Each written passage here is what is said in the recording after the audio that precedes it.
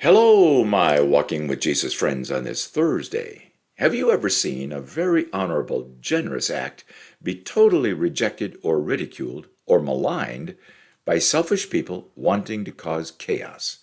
No, I'm not talking about politics. Rather, in this case, I'm talking about what happened at a dinner party given in Jesus' honor by Martha, Mary, and Lazarus, as reported in John chapter 12.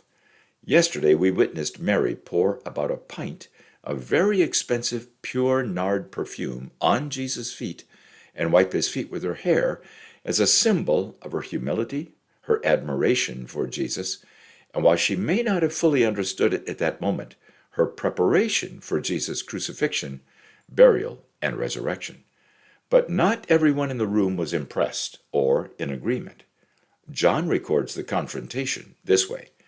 But one of his disciples, Judas Iscariot, who was later to betray him, objected. Why wasn't this perfume sold and the money given to the poor? It was worth about a year's wages. But Judas did not say this because he cared about the poor, but because he was a thief. As keeper of the money bag, he used to help himself to what was put into it. John chapter 12, verse 4 to 6. Now that's interesting, isn't it? Evidently, John and perhaps others had noticed a deceitful and critical spirit in Judas, yet we have no evidence Jesus treated Judas any differently from the other disciples. Pause.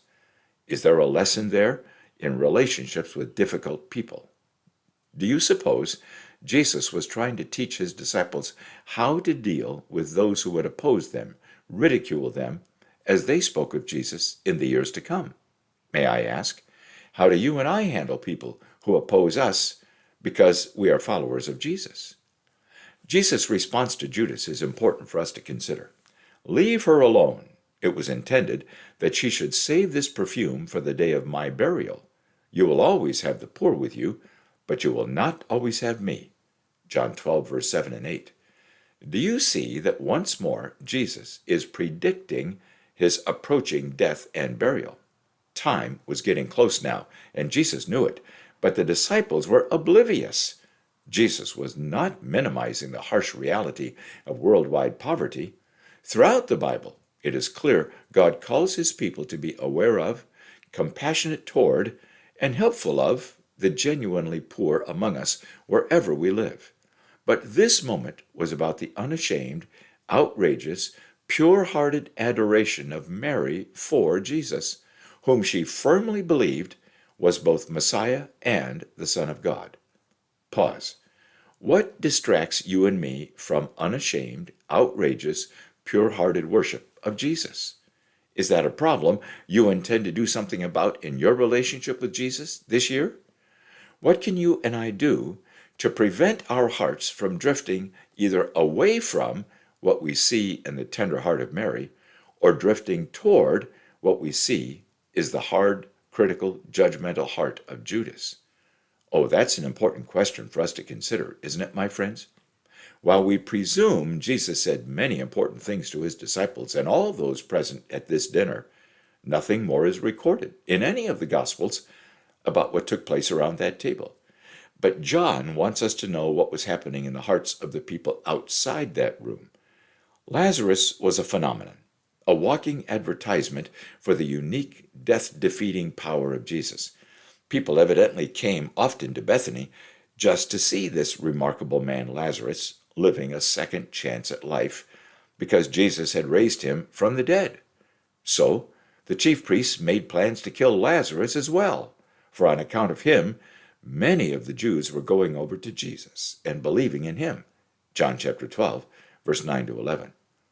Do you see the darkness, the evil that was rooting in Judas was even more deeply spreading among the religious leaders?